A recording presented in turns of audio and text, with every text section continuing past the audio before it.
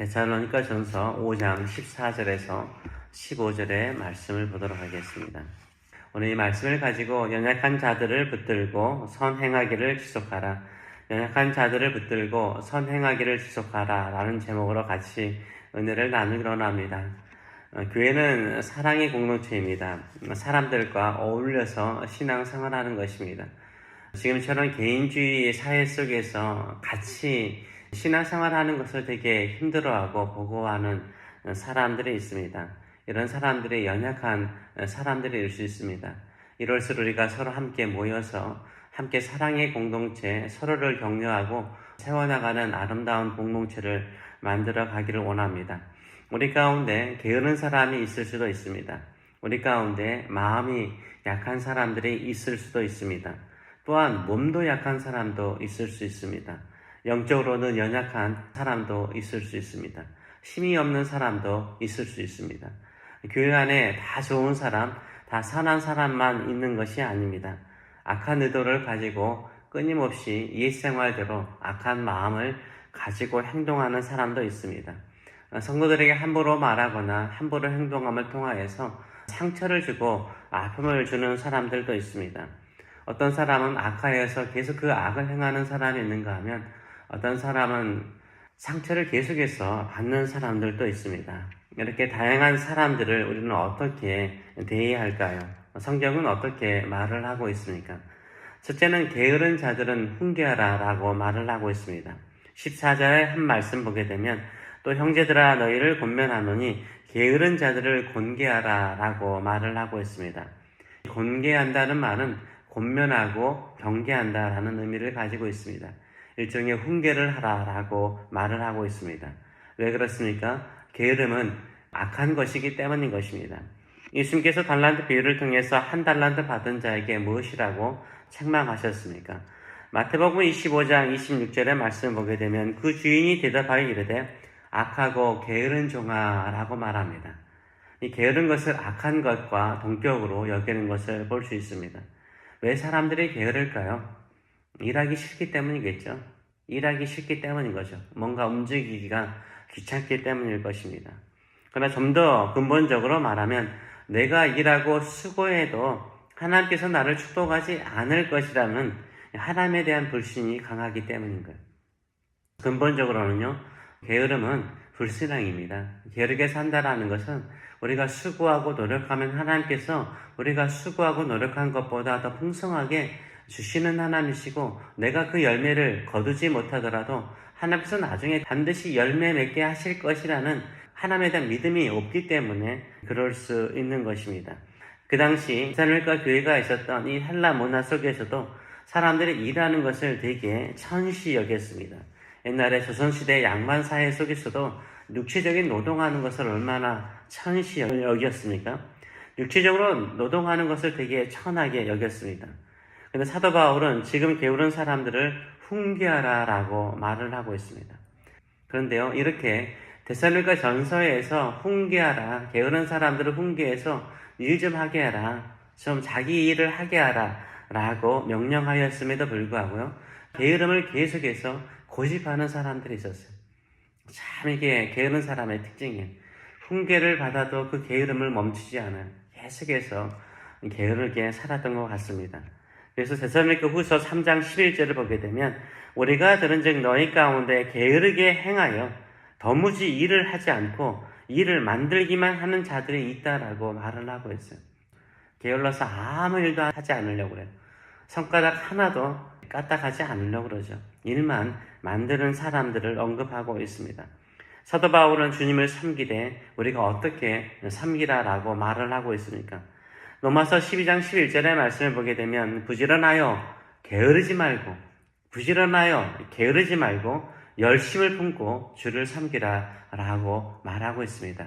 예수 그리스도의 피로 말미암아 구속받은 이 세 몸 가지고 부지런하여 게으르지 말고 열심을 품고 열심히 믿겠다라는 그 의도를 가지고 주를 섬기시는 저와 여러분 되시길 축원합니다. 그것이 믿음의 성도의 삶의 기본인 것입니다.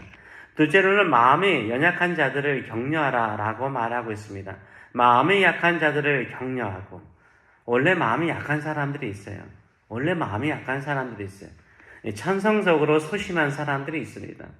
원래 겁이 많은 사람들이 있어요. 무엇인가 새로운 것을 도전하고 모험하는 것을 두려워하는 사람이 있습니다. 이런 사람을 볼 때 믿음이 없다, 용기가 없다, 이렇게 야단치지 말라는 것입니다. 이런 분들은 야단을 치면 더 주눅이 들어서 더 소심하는 경우가 있습니다. 이렇게 마음이 연약한 분들을 향해서 어떻게 하라고요? 격려하라고 말하고 있습니다. 아주 작은 거 하나라도요, 뭔가를 하려고 하고 시도하면은 격려해 주세요. 칭찬해 주시길 바랍니다. 마음이 강한 사람들이 볼 때는 저 사람 정말 저 정도밖에 되지 않나, 이런 생각이 들 수도 있습니다. 그러나 보면 볼수록 알잖아. 저분의 성향이 좀 소심하거나 약하거나 기질적으로 그렇구나. 딱 보시면 저분에게는 격려가 필요하다, 칭찬이 필요하다, 이런 마음을 가지고 나가시는 저와 여러분 되시길 축원합니다. 갓난아이들은 태어나자마자 갓난아이들, 좀 걸음마를 하려고 하는 갓난아이들이 이 인간의 단계 속에서 가장 칭찬을 많이 받는 것 같아요. 특별히 걸음마하거나 말을 할 때, 말 조금 엄마 아빠 하더라도 그 엄마 아빠 말하는 것 때문에 얼마나 어른들이 기뻐하고 칭찬하고 좋아합니까? 심지어 이제는 걸으려고 할 때 한 발자국만 걸어도 우리는 얼마나 큰 격려를 합니까? 잘했다라고 격려하고 칭찬합니까? 약한 아이가 뭔가 하나라도 하면은 격려를 했어요. 그 갓난아기를 격려했습니다. 10발자국을 걸으면 무슨 세상에 기적이 일어나는 것처럼 사람들이 기뻐하고 격려했던 적이 저와 여러분에게 있었을 것입니다. 마음이 연약한 자들을 격려하시고 칭찬하셔서 그들이 하나님의 나라를 위해서 더 힘껏 걸어갈 수 있도록 격려하시는 저와 여러분 되시길 축원합니다. 실제로는 힘이 없는 사람들을 붙들어주라 라고 말을 하고 있습니다. 힘이 없는 사람들은 어떤 사람입니까? 에너지가 없는 사람이죠. 활기가 없는 사람들이 있을 수 있어요. 소망이 없고요, 의욕이 없어요. 뭔가 해야 될 의욕이 없어요. 이 세상사에 지쳐버린 사람들이 많죠. 현대인들 가운데 이런 사람들 참 많은 것 같아요. 너무나 지쳐있어요. 그래서 힘이 없는 사람, 에너지가 고갈된 사람들이 있습니다. 이런 사람들을 향해서 뭐라라고 말합니까? 번아웃된 사람들을 향해서 어떻게 하라라고 말하고 있습니까? 야, 힘 좀 내, 힘 좀 내, 이렇게 말하지 않아요. 오히려 붙들어주라라고 말하고 있어요. 붙들어주라라고 말하고 있어요. 이 붙들어주라는 말은 언어적으로요, 꼭 안아주라는 말이에요. 꼭 품어주라는 말이에요. 꼭 안아주고 꼭 품어주라는 거죠.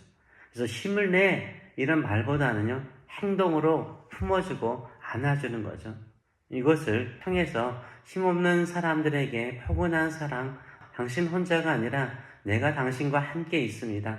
우리가 함께 있습니다. 이런 공동체의 마음을 가지고 붙들어주라라고 권면하고 있습니다.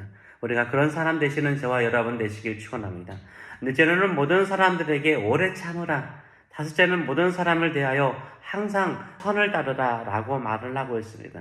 14절 하반절의 말씀을 보게 되면 모든 사람에게 오래 참으라. 15절을 보게 되면 삼가, 이 삼가라는 말은 make sure, 확실하게 말하는데 누가 누구에게든지 악으로 악을 갚지 말래. 절대 악을 악으로 갚지 말고 서로 대하든지 모든 사람을 대하든지 항상 선을 따르라 라고 말을 하고 있습니다. 내가 이 두 가지를 같이 붙이는 이유가 있습니다. 우리가 신앙생활 하면서 예수님의 제자로 살아가려고 애쓰면서 그래도 조금이나마 경건하게 살려고 애쓰면서 좋은 사람의 관계를 가지려고 하면서 제일 힘든 것이 두 가지 같아요. 오래 참는 거. 그 사람을 향해서 오래 참는 거. 그리고 두 번째는 뭡니까? 그 사람이 나에게 악한데, 계속해서 악한데 내가 선으로 악을 이기는 거. 이게요, 제일 힘들어요. 절대 쉽지 않습니다. 그래서 제가 이게 같이 붙여놓은 것입니다. 이 악한 사람을 향하여서요, 오래 참는 거요, 쉽지 않아요. 나를 모욕하고 나를 비난하고 내게 없는 것을 만들어서 모함하는 사람을요, 참아내는 거요, 쉽지 않아요. 그리고 그 악한 사람에게 계속해서 내가 선한 말을 하고 선하게 대하는 것이요, 그리 쉽지 않습니다. 그럴 때는 어떻게 해야 되는 거예요? 해야 되는 거예요. 오래 참아야 되는 거예요. 선을 지속적으로 해야 되는 거예요. 그래서 항상 선을 따르라. 항상 선을 따르라. 이 말은 뭐냐면 선행하기를 지속하라. 계속하라라는 말이에요. 선을 계속 하라는 말이야. 내가 이런 사람에게 오래 참아야 되니까 예수님 말씀하신 거야. 그래도 계속 참으라는 거야. 왜요? 하나님 아버지께서 계속 참으시기 때문인 거예요. 우리를 향해서 계속 참으시기 때문입니다. 이 사람이 이렇게 악한데 내가 한번 좀 패면 안 돼요? 좀 때리면 안 돼요? 내 속에 있는 거 다 말하면 안 돼요? 하지 마. 하지 마. 선해라. 선해라. 왜냐하면 그 사람이 악한데 나도 악해 보세요. 그러면 지금까지 참아왔던 거, 지금까지 선하게 대하려고 했던 모든 것이 다 무너지는 거잖아요. 나도 악한 사람 되는 거잖아요. 악한 세상 속에서 악한 사람으로 돌아가는 거잖아요. 그러지 말라는 거예요. 선으로 끝까지 하라는 거예요. 결국 선이 이깁니다. 하나님이 모든 것을 이기는 것처럼 하나님의 말씀을 따라 사는 사람이 반드시 이기는 줄 믿습니다. 이런 믿음을 가지고 살아가시는 저와 여러분 되시길 축원합니다. 악한 말이나 비난을 이길 수 있는 비결은 무엇입니까? 계속해서 선을 향하는 거예요. 계속해서 선한 말을 하는 거예요. 계속해서 선한 마음으로 그 사람을 위해서 기도하는 거예요. 계속해서 선한 태도를 취하는 것인 줄 믿습니다. 이런 믿음을 가지고 그리스도인의 삶을 살아가시는 저와 여러분 되시길 축원합니다. 오늘도 부지런하여 열심을 품고 주를 섬기는 사람 되게 하여 주시옵소서. 마음이 연약한 사람을 향하여 힘내라기보다는 오히려 그리스도의 가슴으로 그리스도의 손길로 품어주게 하여 주시옵소서. 마음이 연약한 자들 칭찬하고 격려하며 살게 하여 주시옵소서. 오래 참고 선으로 악을 이기는 것이 쉽지 않을지라도 지속적으로 선을 행하는 자, 참는 자, 그리스도의 십자가를 붙들고 인내하는 저의 삶이 되게 하여 주시옵소서. 이런 심령을 가지고 살아가시는 저와 여러분 되시길 축원합니다. 아멘.